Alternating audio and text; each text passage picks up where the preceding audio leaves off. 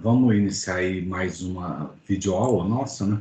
Essa faz parte daquela revisão do nosso programa, da parte 1, sobre a crise financeira internacional. De uma certa maneira, esse foi e é um dos principais eventos da economia internacional, lado monetário e financeiro, dos últimos 20, 30 anos, pelo menos, né? Dadas as repercussões da crise internacional para as economias avançadas, basicamente onde ela se inicia e se desenvolve, mas com repercussões importantes também para as economias emergentes, tá? Eu coloquei aqui vou usar alguns slides para apresentação, compartilhar com vocês, e já deixei disponível também o próprio arquivo convertido em PDF, para que vocês possam consultar na nossa sala de economia internacional no Teams. Bom, vamos lá então.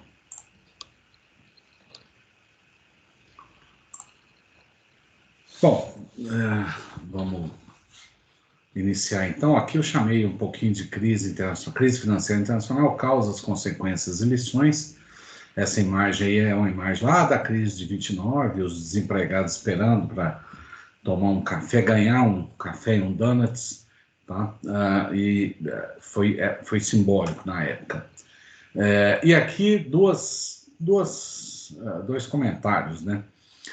Permite esclarecer nesse contato as palavras ditas à minha pessoa por um alto personagem da República. Eu conheço bem meu país, é capaz de suportar qualquer coisa com calma, exceto uma crise financeira. Quem falou isso foi o Raymond Philippe, tá? Basicamente retirado do livro aí do Charles Kindleberger, que é um livro muito bom. Essa é uma versão que eu tinha de 89, Manias, Panics and Crashes, mas depois surgiu uma versão mais recente, então, que é um livro que vale a pena para quem tiver interesse sobre crise financeira em geral.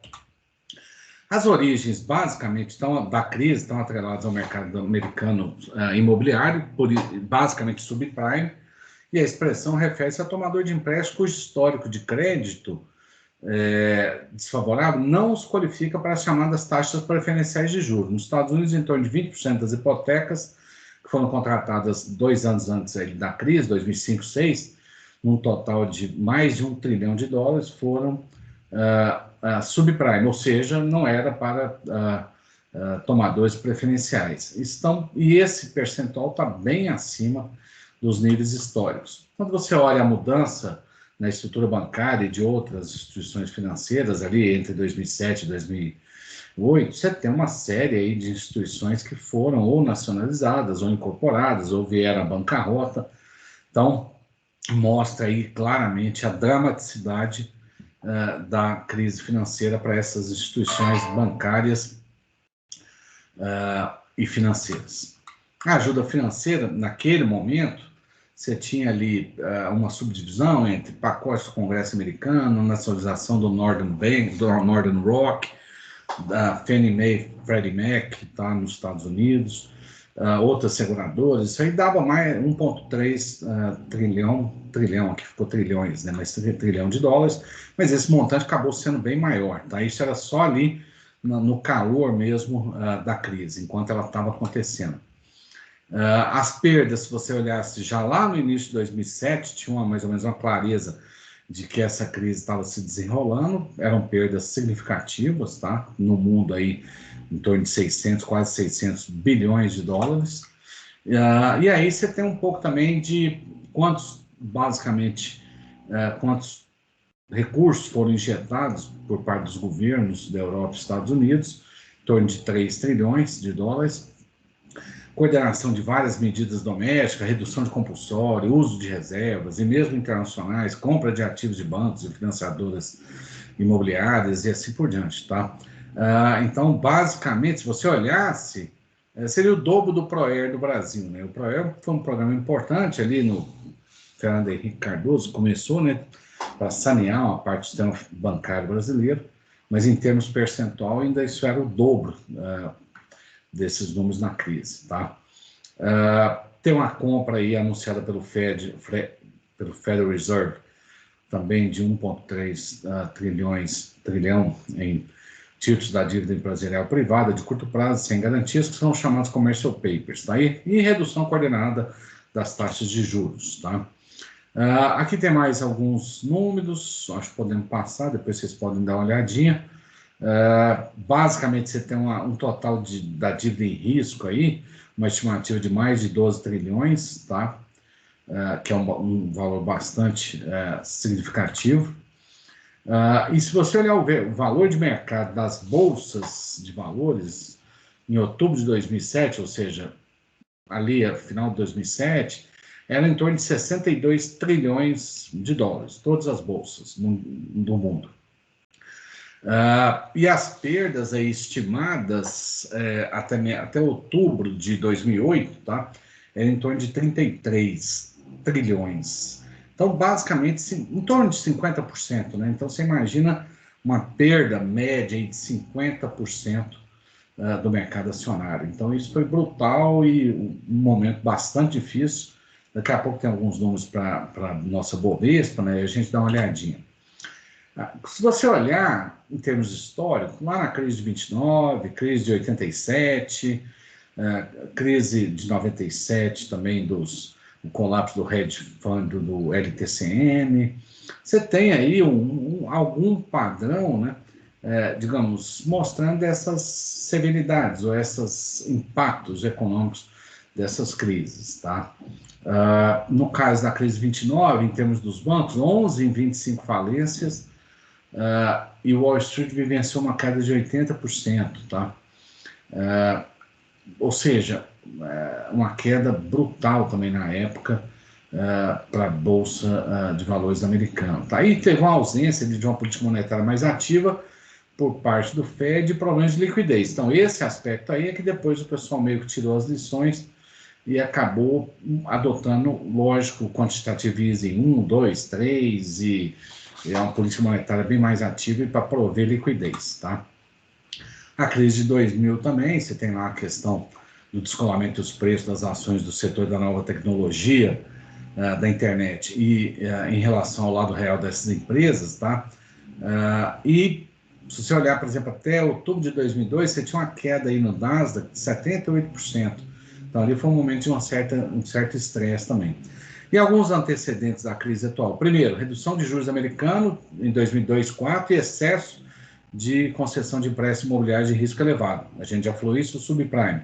Elevação dos juros dos Estados Unidos, 2005, 2006, e como os empréstimos tomados anteriormente eram com base em juros correntes, aumento da inadimplência dos empréstimos imobiliários, ou seja, uma dificuldade de solvência aí por parte dos tomadores desses empréstimos. E na gestão do Greenspan, tem uma frase dele que disse, olha, deveria encerrar a festa antes do ponche acabar, mas o que fizeram, de certa forma, foi distribuir mais ponche aos convidados. Resultado, problemas de regulação de vários bancos e seguradoras nos anos aí mais recentes, envolvendo aquele período de 2007, 2008. O que diz a literatura financeira? Você tem algumas lições de crise passada, a globalização aumentou a frequência e disseminação das crises sem necessariamente aumentar o grau de severidade. Intervenção prematura dos bancos centrais é considerada mais efetiva em termos de limitar a disseminação ou contágio da crise. E durante a crise financeira é difícil prever se terá uma consequência econômica mais ampla. Você só vai conhecer isso também para cada economia ao longo da própria crise e da sua evolução. Há uma discrepância nas inovações financeiras que podem aí ocasionar ou desencadear a crise e as medidas de regulação para prevenir tal crise. Aqui eu vou mencionar rapidamente, tá? O Bernanke, por exemplo, né, que estava à frente do Fed, tem estudos importantes sobre isso, argumenta que os fatores responsáveis pela redução da demanda mundial nos anos 30 estão associados a choques monetários, com destaque ao entendimento de como tais choques foram transmitidos durante a era do padrão ouro. O autor enfatiza a redução da oferta monetária e dos preços, deflação. Então, esse era o problema que foi muito importante, e aí você teria que tentar evitar a qualquer custo esse processo de deflação, com o impacto inicial de elevação dos salários reais. Durante os anos 30, a depressão, ocorreu uma correlação positiva e significativa entre nível de preço e produto. Tem um trabalho interessante do Friedman Schwartz, para quem quiser depois, do Temin também, mas que tem aí alguma discordância em relação à contração da oferta monetária, refletindo uma resposta passiva da moeda ao produto, e que as origens da depressão dos anos 30 estão essencialmente associadas ao lado real da economia, o que não bate muito com alguns outros analistas. Tá? Tem um trabalho do Eichengreen legal também, de 2004, que discute isso.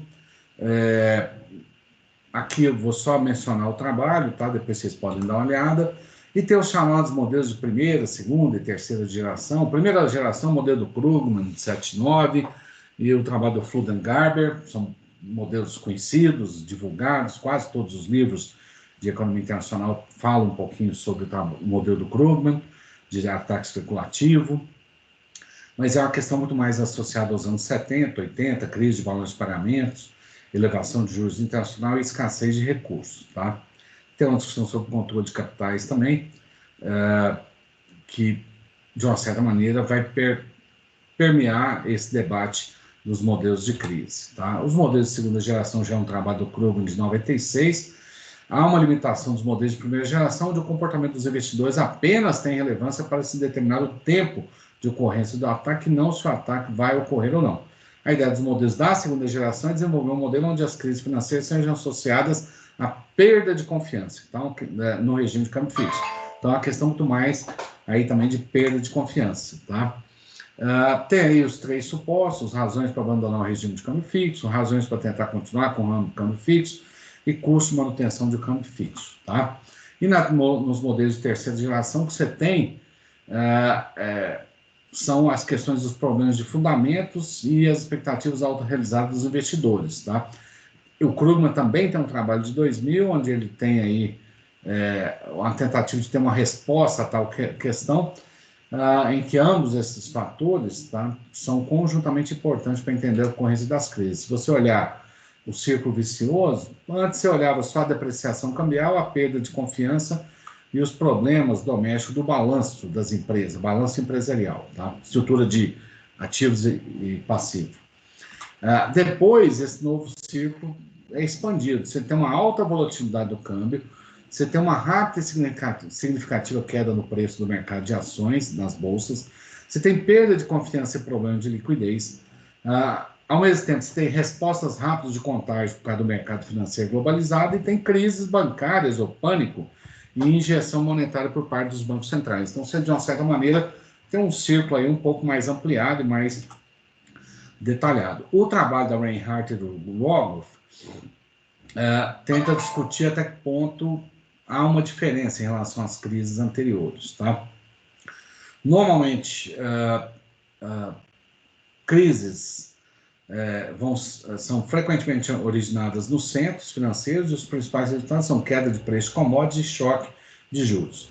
E a crise do subprime não é única, embora algumas condições, principalmente a globalização, sejam específicas do novo crédito, do novo século.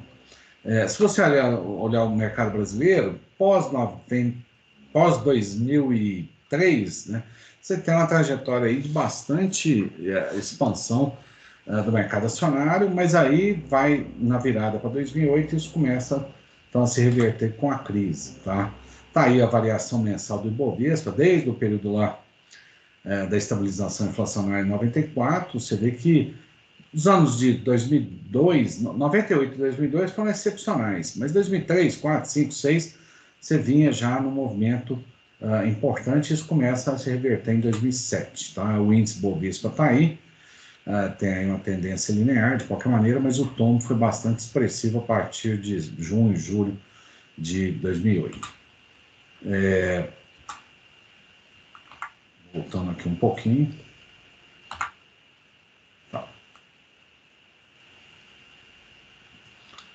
Aqui também é só olhando ele diariamente, aí você vai vendo essa queda aí entre 1º de agosto e 17 de outubro.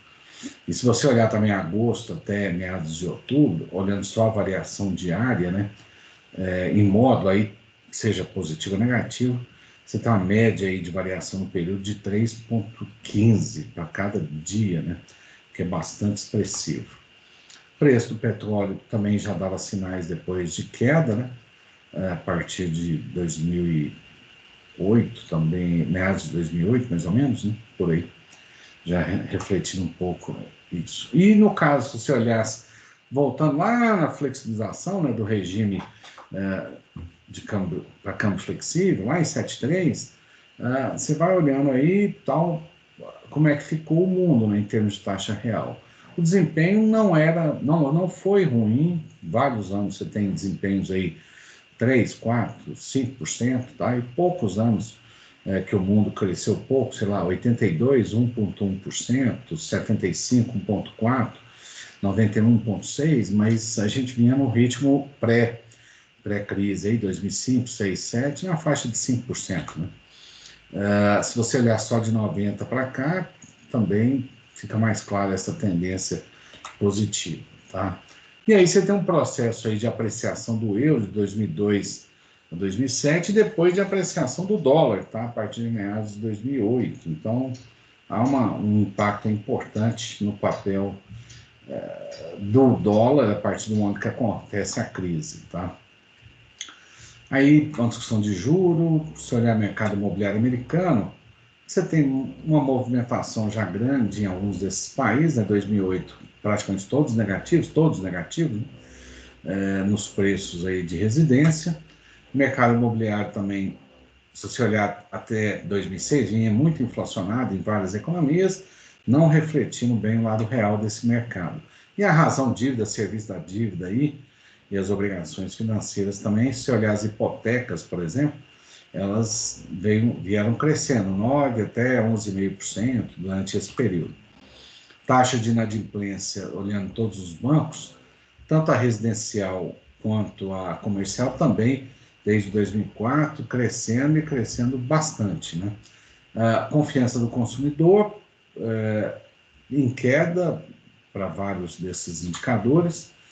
Preço de ações aqui, Estados Unidos, Europa e Japão, dá reversão a partir de 2008. E aqui um pouco de mundo em termos de indicadores, preço de commodities, na verdade, em alguns casos, até não sofre muito, metais, por exemplo, não sofre, mas nem alimentos. Você vinha uma trajetória grande, mas aí a partir de 2009, 10, aí você tem algum impacto negativo, tá? E se você olhar também aí, alguns países, olhando a contribuição dos preços dos alimentos e combustíveis à inflação, é bastante distinto, né? O Brasil está ali no ranking de alimentos em 11º, e alguns outros países há uma clara diferenciação em relação desse impacto. Bom, aqui é um pouco de taxa de câmbio. Se você olhar também Brasil, apreciação em torno de 5% aí, nessa mudança anual aí, então, dependendo aí de cada país, alguns tiveram impacto mais de depreciação ou apreciação, tá? Com isso, a gente encerra aqui nossa apresentação. Tem uma discussãozinha aqui de problemas enfrentados pelas empresas exportadoras, tal.